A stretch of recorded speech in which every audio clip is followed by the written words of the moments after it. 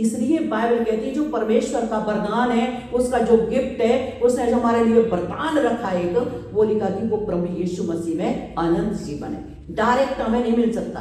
संसार के लोग जो यीशु मसीह को नकारते हैं कि वो ईसाइयों का देवता है, हम उसे नहीं मानेंगे, बाइबल कहती है प्रेरितों 4:12 में लिखा, आकाश के नीचे मनुष्य के बीच में दूसरा कोई भी नहीं है जिसके द्वारा हम उद्धार पा सके। सिर्फ यीशु मसीह है जिसके द्वारा हम अपने पापों की क्षमा पाते हैं और अनंत जीवन को प्राप्त करते हैं। तो 25 दिसंबर को वो गिफ्ट परमेश्वर ने हमें दिया है, वो वरदान इस धरती पर उतर के आया है जिसके द्वारा हमें अनंत जीवन प्राप्त होता है। Hallelujah, hallelujah. तो हमारे पास 25 दिसंबर मनाने का ये नहीं है कि उस दिन हमें दावत करनी है, हमें चर्च को देख के खुशियां मनानी, वाह आज एंजॉय करो, पार्टियां करो। पार्टी इसलिए हो रही है क्योंकि उस दिन वो वरदान इस जगत में आया। हालेलुया। नहीं तो हम सबका भाग एक ही था, वो था नरक। नरक परमेश्वर ने शैतान के लिए बनाया, मनुष्य के लिए नरक नहीं बनाया। बाइबल कहती है शैतान और उसके दूत नरक में डाले जाएंगे। उसके दूत कौन होंगे? जो शैतान के कामों को करेंगे, उसको फॉलो करेंगे। परमेश्वर ने अपना दूत ठहराया है, तो मेरे राजदूतों, हालेलुया। क्या बोला परमेश्वर ने? तुम मेरे राजदूत हो, कि मेरे राज्य का प्रचार करने वाले संदेशवाहक, तुम संदेश लेकर के लोगों तक जाएंगे कि यीशु मसीह जगत में आया प्रेम का संदेश देने, उद्धार का मार्ग बन के आया, हमारे पापों का छुटकारा बन के हमारी शांति के लिए आया, कि ये संदेश हमें लोगों के लिए देना। इसलिए प्रभु ने कहा तुम मेरे राजदूत हो, मेरे राज्य के कामों को फैलाने वाले। लिखा पदधारी याजकों का समाज हो, हालेलुया। और लिखा कि तो मेरे निज प्रजा हो, लहू द्वारा मोल खरीदे हुए लोग, अनमोल है हम। अपनी कीमत को समझें। हम नॉर्मल नहीं है कि छोटी सी बात होगी, लड़ाई झगड़ा हो गए और फांसी पे लटक गए। ये जीवन अनमोल है। ये पति से बढ़कर, माँ बाप से बढ़कर, समाज, सारी चीजों से बढ़कर, रुपए पैसे सोने चांदी से बढ़कर ये जीवन है जो परमेश्वर ने हमें दिया है।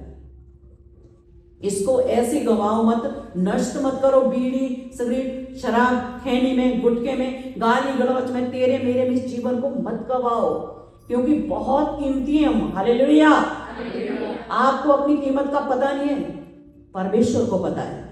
उसने अपना बेशकीमती लहू बहा करके ये जीवन आपको और मुझे दिया। जब हम यूं ही इसको गवा देते हैं, नष्ट करते संसार के कामों में, इसको बेकार की जिंदगी जीते हैं, तब परमेश्वर को बहुत दुख होता है। वो ही ये काम कर सकता है जो अपना मूल्य नहीं समझता। Hallelujah, hallelujah. शैतान, मेरी बात सुनो आप, एक बात आज सोचो, शैतान हमें डायरेक्ट क्यों नहीं छूता? कभी देखा जो प्रार्थना करने वाले हैं, जो प्रभु के साथ जीवन बिताते हैं, कभी देखा कि उनको शैतान टच कर रहा है, उनको छू रहा है या उनको परेशान कर रहा है? नहीं छूता है। क्यों? क्योंकि हम प्रभु के साथ चलते हैं, और जो प्रभु के साथ चलते हैं, बाइबल कहती है कि उनके चारों ओर, लिखा है, आग दिखती है शैतान को। कि लिखा कि उनके दूत उनके साथ रहते हैं, स्वर्ग दूत हमारे साथ रहते हैं। शैतान को आग और स्वर्ग दूत दिखते तो वो छूता भी नहीं। जो अपने जीवन की कीमत समझते कि प्रभु ने मुझसे लहू द्वारा मोल खरीदा है, छोटी छोटी बातों का बुरा हम नहीं मानते। आज बहुत सारे लोग सुसाइड करते हैं, प्यार मोहब्बत में धोखा मिलता, अगले दिन फांसी में। पति पत्नी की लड़ाई झगड़े होते हैं, अगले दिन कहीं और। वही ये काम कर सकता है जो इस जीवन की कीमत को नहीं समझता। हालेलुया। अगर आप जिस दिन आप समझेंगे ये जो जीवन है प्रभु ने लहू द्वारा मोल खरीदा है, ये किसी मनुष्य के लिए व्यर्थ में गंवाने के लिए नहीं दिया है, प्रभु ने अपनी महिमा के लिए मुझे चुना है। हालेलुया। तो हमें आज ये निर्णय लेना चाहिए कि आज के बाद मैं सिर्फ और सिर्फ अपने परमेश्वर के लिए जीऊंगा। हालेलुया। मनुष्य को क्या सही लगता है, क्या अच्छा लगता है, क्या बुरा लगता है, मुझे कोई परवाह नहीं है, लेकिन परमेश्वर को भाने वाला जीवन में आज के बाद जीऊंगा। इसलिए प्रभु ने 25 दिसंबर को इस क्रिसमस में जो हम परसों सेलिब्रेट करेंगे, वो हमारे लिए खुशी का दिन है, आनंद का दिन है। क्यों? क्योंकि हम उस दिन बचाए गए। हालेलुया। हमें बचाने के लिए परमेश्वर ने उपाय, वो वरदान इस जगत में भेजा, इसलिए हम खुशियां मनाते हैं, पटाखे फोड़ते कि आज हमारे लिए उद्धारकर्ता ने जन्म लिया, नहीं तो हम सबके सब नरक चले जाते। पौलुस एक बात कहता है, मेरे साथ निकालेंगे 2 कुरिन्थियों का 9। पौलुस क्या कहता है कि परमेश्वर का उसके उस दान के लिए जो वर्णन से पार है, धन्यवाद हो। Hallelujah, hallelujah. वर्णन से पार, जिसके लिए कोई शब्द नहीं है वर्णन करने के, मतलब शब्द में नहीं हम कैसे उसका वर्णन करें, नहीं कहा उस वर्णन से पार है वो वरदान। वो वरदान क्या है? प्रभु यीशु मसीह। हालेलुया, जिसको उसने इस जगत में भेजा हमारे उद्धार करने के लिए,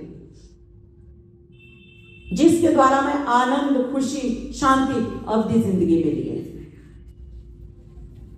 हालेलुया। उस वरदान के लिए कह रहा कि वो वर्णन से बाहर है, उसके लिए हम धन्यवाद करते। किसका? परमेश्वर का, क्योंकि परमेश्वर ने हमारे लिए उपाय किया। नहीं तो हम भी संसार की तरह नाश होते, उनके जैसे काम करते। आज देखिए हम लोग यहाँ पे बैठे हैं, प्रभु के वचन को आदर दे रहे हैं। बाइबल में आप देखिए, एक चीज मैं आज आपको बताऊंगी। आज से आप एक चीज सीखना, अपने आप आपकी जिंदगी में ना आत्मिकता आती जाएगी। परमेश्वर के वचन को आदर देना सीखो। सबसे पहले जब आप चर्च में आते हैं, परमेश्वर को आदर देना सीखो, उसके वचन को आदर देना सीखो। बाइबल में एक ऐसा राजा है योशिया, बहुत कम उम्र में वो राजा बना। लिखा कि वो बहुत सारे राजा ऐसे थे जिन्होंने परमेश्वर को छोड़ के बहुत सारी चीजों की आराधना की, परमेश्वर को छोड़ दिया। जिस परमेश्वर ने उन्हें बनाया था, निकाल के लाया, उनको छोड़ के किसी और की आराधना करते थे। लेकिन योशिया के बारे में लिखा है कि वो सारे इजरायलियों को प्रभु की ओर फेर लाया। उसने परमेश्वर के भवन की सफाई की, कचरा निकालना स्टार्ट किया, उसकी धुलाई की और उसकी सारी चीजों को, मतलब उसके भवन को सही करने का उसने फैसला लिया। और अपने नौकर चाकर, अपने जितने भी थे वहां पे अधिपति, उनके जो सैनिक थे, उनको कहा कि उसकी मरम्मत करो, सफाई करो, कचरा बाहर निकालो और परमेश्वर के भवन को बिल्कुल तैयार करो। बाइबल कहती है कि वहां पे जब वो सफाई कर रहे थे, लिखा कि वहां पे मूसा की जो व्यवस्था की पुस्तक थी वो मिली। जब वो राजा के पास लाई गई और वो पढ़ी गई, वहां पे लिखा कि योशिया राजा ने अपने कपड़े फाड़े।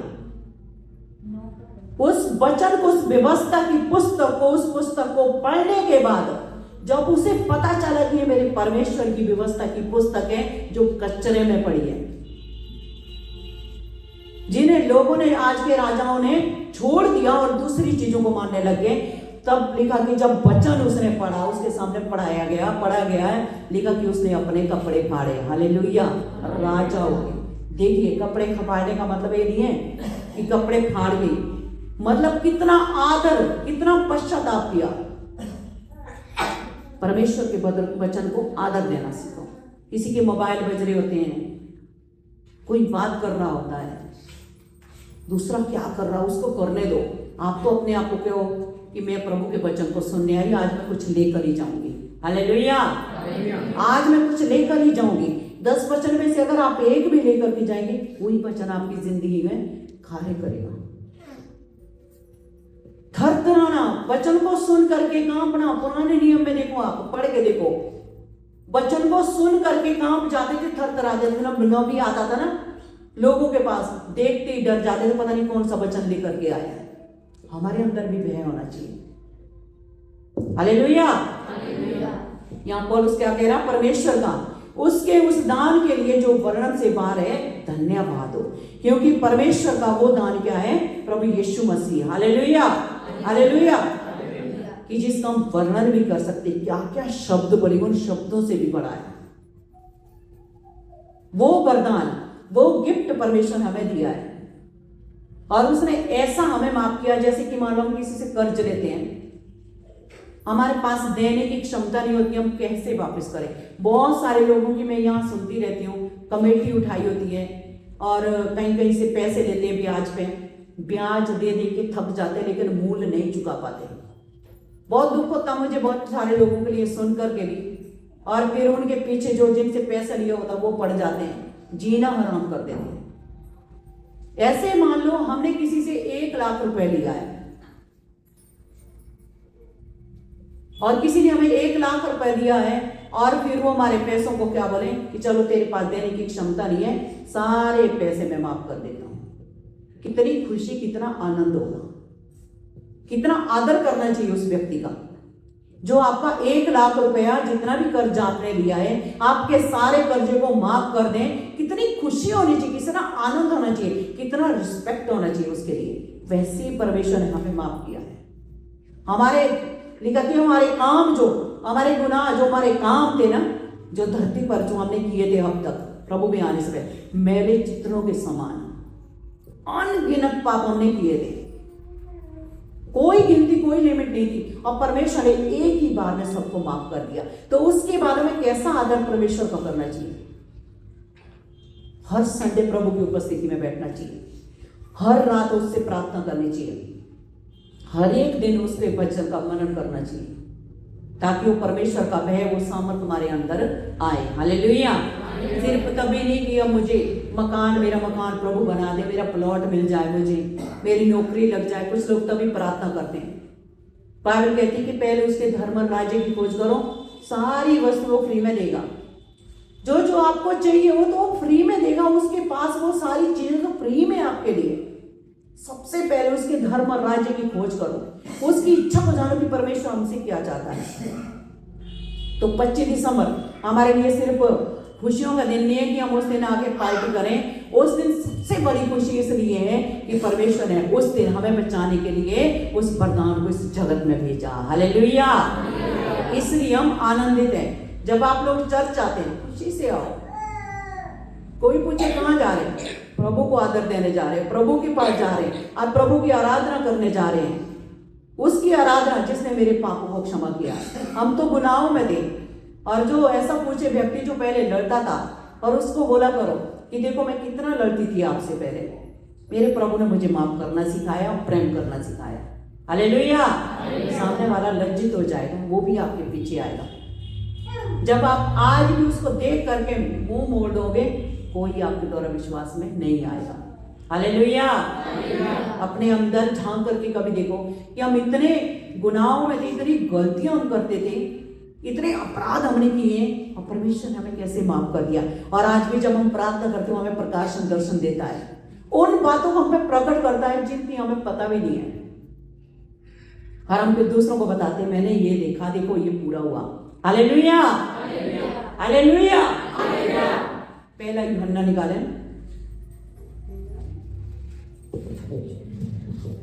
पहला यूहन्ना 4:9-10 में लिखा है, जो प्रेम परमेश्वर हमसे रखता है वह इससे प्रकट हुआ कि परमेश्वर ने अपने इकलौते पुत्र को जगत में भेजा कि हम उसके द्वारा जीवन पाएं। आमीन। क्या लिखा है? जो प्रेम परमेश्वर हमसे रखता है वह इससे प्रकट हुआ कि परमेश्वर ने अपने इकलौते पुत्र को जगत में भेजा कि हम उसके द्वारा जीवन पाएं। हालेलुया। हम कहते हैं कि परमेश्वर प्रेम है, यूहन्ना कहता है कि परमेश्वर प्रेम है, और ये कभी जो प्रेम नहीं रखता वो परमेश्वर को नहीं जानता है। कि परमेश्वर हमसे प्रेम करता है, ये बात कैसे हम माने कि परमेश्वर हमसे प्रेम करता है? लिखा कि इससे प्रकट हुआ कि इससे आप जान जाओ कि परमेश्वर हमसे सचमुच बहुत प्रेम करता है कि उसने अपने इकलौते पुत्र को, एक ही बेटा, जिसका एक ही बेटा हो, ना कोई लड़की ना और कोई लड़का, एक ही बेटा, इकलौता पुत्र जिसे कहते हैं, उसका वारिस उसके सिवा उसका कोई नहीं है। देखा कि अपने इकलौते पुत्र को जगत में भेजा ताकि उसके द्वारा हम जीवन पाए। हालेलुया। हमें बचाने के लिए कि हम परमेश्वर के पास जा सके, उससे मेल मिलाप कर सके, हम उसकी संतान ठहरे। देखा कि इतना प्रेम उसने हमसे किया कि अपना इकलौता पुत्र उसने जगत में भेजा ताकि हम उसको जाने, अंगीकार करें, और उसके द्वारा हम परमेश्वर के पास पहुंच सके। हालेलुया। याद रखें, जो तांत्रिक में जाने वाले, तांत्रिक के तावीज के द्वारा आप नरक तक पहुंचोगे, परमेश्वर के पास कभी नहीं पहुंच सकते। काले धागे बंद के डोरे, कलावा, तागड़ी और ये सब करके अपने बच्चों को आप नरक तक तो पहुंचा सकते हैं, लेकिन परमेश्वर तक कभी नहीं पहुंचा सकते। अंधविश्वास में जीवन बिता करके पाप में जीवन बिता करके आप नरक के द्वार तक पहुंच सकते हैं, लेकिन परमेश्वर तक नहीं पहुंच सकते। हालेलुया। परमेश्वर तक पहुंचने के लिए आपको उसके प्रिय पुत्र पर विश्वास करना है, ताकि उसके द्वारा आप अनंत जीवन पाए। उसकी इच्छा के अनुसार चलना है। प्रभु के राज्य में प्रवेश वही कर सकता है जो उसकी इच्छा पर चलता है। और उसकी इच्छा क्या है? बिल्कुल सिंपल।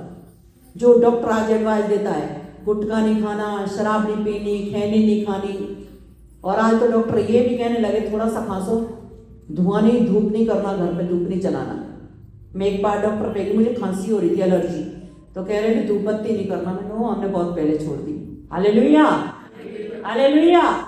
आज डॉक्टर भी, प्रभु डॉक्टर के द्वारा भी काम कर रहा, बोले छोड़ दो, उससे खांसी होगी। बहुत सिंपल सिंपल चीजें जो हमारी सेहत के लिए भी अच्छी हैं और अनंत जीवन के लिए तो है ही है। किसी की बुराई करके बाइबल कहते हैं कि जैसा बोगे वैसा काटोगे। आप अच्छा बीज बोगे, अच्छी फसल मिलेगी, बुरा बोगे, खराब ऊंट कटारे होगे, वही बदले में आपको मिलेगा। आप जैसा दूसरों के साथ करोगे, बदले में वैसा आपके साथ भी होगा। इसलिए हमेशा दूसरों की भलाई करें, भला करें, अच्छा करने के लिए हमेशा तैयार रहें, बुराई से दूर रहें। ऐसा जीवन परमेश्वर को भाता है। हालेलुया। लिखा कि उसने अपने इकलौते पुत्र को जगत में भेजा ताकि हम उसके द्वारा जीवन पाए, यहां भी अच्छा जीवन पाए और वहां पे अनंत जीवन। अनंत जीवन सोचिए जो वर्णन से बाहर है।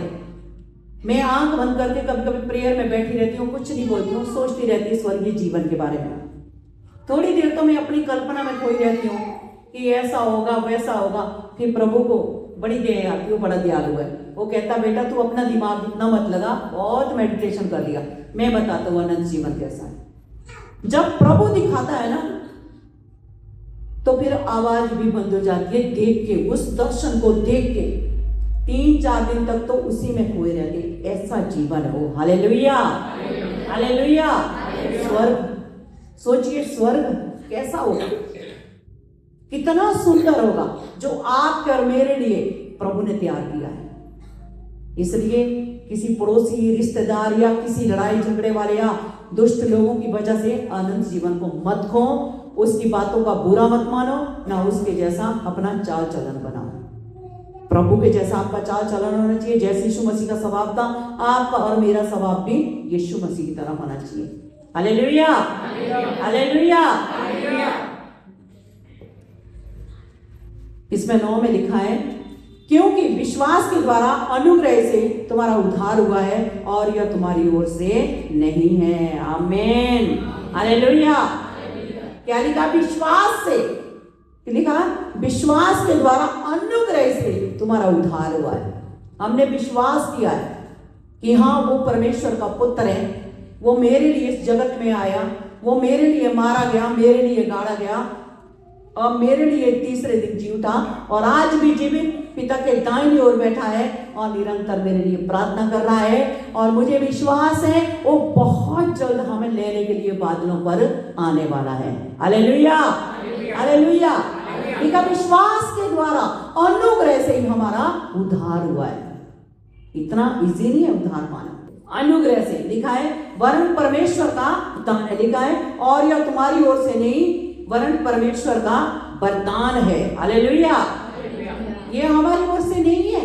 लिखा कि परमेश्वर के एक दान है, हमारे लिए एक गिफ्ट है कि तुम मेरे पुत्र के द्वारा अनंत जीवन पाओ, उद्धार पाओ। आगे लिखा है और ना कर्मों के द्वारा, 10 में लिखा और ना कर्मों के, 9 में लिखा है और ना कर्मों के कारण ऐसा ना हो कि कोई घमंड करे। हालेलुया। लिखा कि तुम्हारे अच्छे कर्मों के द्वारा नहीं है, जैसे दूसरे धर्मों में कहते हैं कि कर्म करते जाओ, फल की चिंता मत करो, फल तो तुम्हें वहां मिलेगा। हमारे ऐसे कोई कर्म नहीं है जो हमें स्वर्ग लेके जाए। किसी के साथ भलाई करते हैं ना, हम अपनी बात करते हैं, हम सबकी बात करते हैं।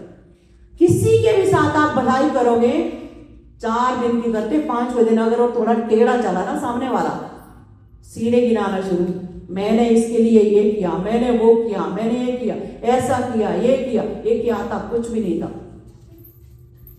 जो कुछ भी आज मेरी वजह से क्या हुआ, बात खत्म। जो कुछ किया था उसको आपने शून्य कर दिया। वो कह रहा है कि तुम्हारे कर्मों के द्वारा नहीं है ये कि तुमने अच्छे कर्म किए थे इसलिए तुम्हें यीशु मसीह मिला या स्वर्ग मिला। लिखा कि तुम्हारे कर्मों के द्वारा नहीं, हालेलुया। लिखा इसलिए तुम्हारे कर्मों के द्वारा कभी स्वर्ग नहीं मिल सकता। हम कितने भी अच्छे कर्म कर लें तब भी हमें स्वर्ग नहीं मिल सकता। मनुष्य कितने भी अच्छे कर्म कर ले, बहुत सारे लोग लंगरों को क्या लिखा है कहते हैं ना, संसार में आपने देखा होगा दान पुण्य करते हैं, कुछ लोग गाय को भी खिलाते हैं, चाहे गाय 2 दिन बाद मारे उनको, गाय को, कुत्ते को, और बहुत सारी चीजें गरीबों को, बहुत सारी, चाहे अपने माँ बाप को देखें ना देखें। आज सत्संग में देखें आपने बहू कैसी सेवा कर रही होती है, जूते साफ कर रही होती है, घर में सास को पानी नहीं देती, सास ससुर की हालत खराब, बूढ़ी बूढ़ियों की हालत खराब होती है। लेकिन जहां धार्मिक स्थल में पहुंच जाती है बहनें और भाई, इतने दानी, इतने ज्ञानी बन जाते हैं, वहां पे सारी सेवा दिखाते हैं। बाइबल कहती है कि हम अपने कर्मों के द्वारा कभी स्वर्ग में नहीं पहुंच सकते हैं। स्वर्ग जाने के लिए, अनंत जीवन पाने के लिए हमें यीशु मसीह की जरूरत है और उसे अपने अंदर धारण करने की जरूरत है। Hallelujah, hallelujah.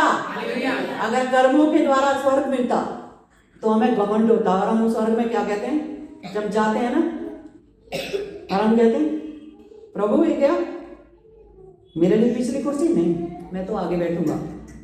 हम घमंड करते, ऐसे घमंड से जाते हो, इधर नहीं बैठता, मैं आगे बैठता, क्योंकि मैंने तो बहुत सारा दान दिया, चर्च में मैं ही तो देता था। अब मैंने बोली अच्छा चर्च की सफाई में करूँ, अगली कुर्सी इसको, है ना। हमें इतना घमंड होता, बड़े घमंड के साथ हम स्वर्ग जाते हैं। प्रभु बोलता अरे ये क्या हो गया। इसलिए परमेश्वर जो है लिखा कि हमारी बुद्धि से, हम जो बुद्धि माने कि वो बड़ा ज्ञानी, बड़ा बुद्धिमानी, लिखा कि उसकी निर्बुद्धि हमारी बुद्धि से बढ़कर है। हालेलुया। उसकी निर्बुद्धि भी हमारी बुद्धि से बढ़कर, इतना ज्ञानी है, इतना बुद्धिमान परमेश्वर है, उसकी सोच हमारी सोच में लिखा कि जमीन और आसमान का अंतर है, रात और दिन का अंतर है। हम उसे समझ नहीं सकते, लेकिन इस वचन को जब आप लगातार पढ़ेंगे, उसके पीछे चलेंगे, निरंतर उसकी उपस्थिति में बैठेंगे, तो आप थोड़ा थोड़ा उसको जानना शुरू करेंगे। हालेलुया। तो अगर कोई समझे कि मैं बहुत दान देता हूं, मेरे पाप तो प्रभु क्षमा करेगा, या मैं चर्च में हर कामों में रहता हूं, मेरा परमेश्वर तो मुझे ऐसे ही स्वर्ग उठा लेगा, और कोई क्या मैं तो हर संडे चर्च जाता हूं, मुझे तो प्रभु यूं ही ले लेगा, नहीं। कोई भी ऐसा काम आप कर लो, उसके द्वारा हमारा उद्धार नहीं है, हमारा उद्धार यीशु मसीह के द्वारा है।